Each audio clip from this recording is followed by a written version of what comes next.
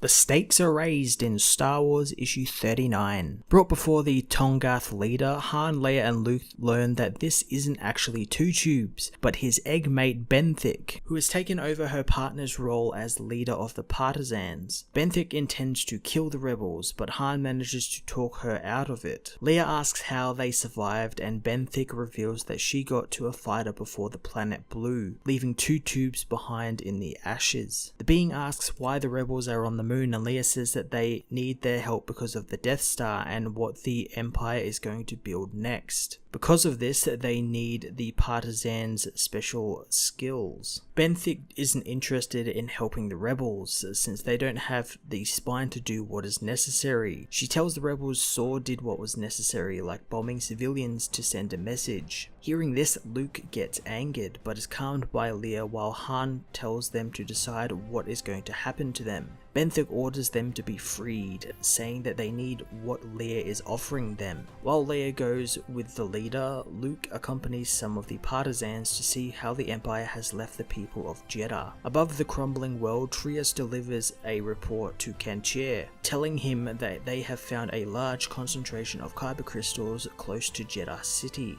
The commander says that Saw's group captured a lot of kyber and suspects that the large catch found was his. Trios and the commander head to the docking bay, where a large drill provided by Trios' miners are being prepped. Trios voices her displeasure that there are a lot of civilians on the planet, and Kachir agrees, noting that their strange loyalty to their homeworld is annoying and makes it harder to find rebels. Because of this, the commander tells his subordinates that the moon is now off limits to anyone, meaning anyone on the planet is now a rebel. Going into Jedha City, Luke is shocked to find that the city has been totally destroyed thanks to the Death Star, as well as the constant Imperial raids. The partisans explain to Luke that they have tried to help every way they can, even changing their deadlier tactics slightly. Choco tells Luke people would come to the city and pray to a hole in the ground, and that their destruction was a disaster to him and others like him. Luke and the others finish distributing their aid, and Ubin brings up Rogue One, wondering if Luke knows about that mission.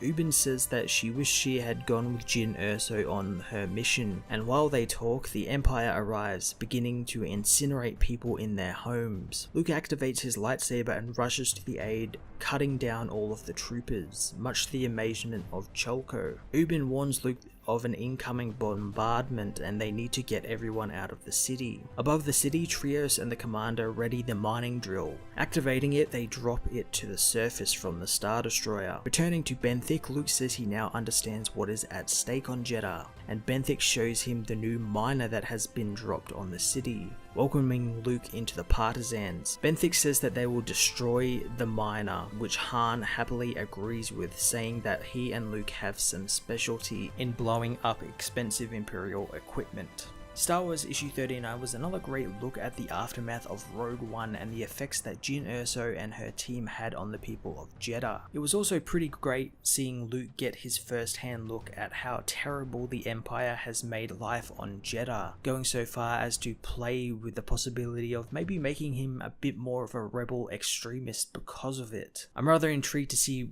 where that goes, as well as I hope Luke gets some chance to maybe explore the Force related places on Jedha and sort of maybe tap into them, maybe get some more understanding about the Force and being a Jedi and everything. And it seems like they might be doing some of that with this Cholko guy, who's kind of like a teacher to Luke since he was a Force monk. So I'm really intrigued to see what they're going to be doing with that. I'm going to give this issue an 8.5 out of 10.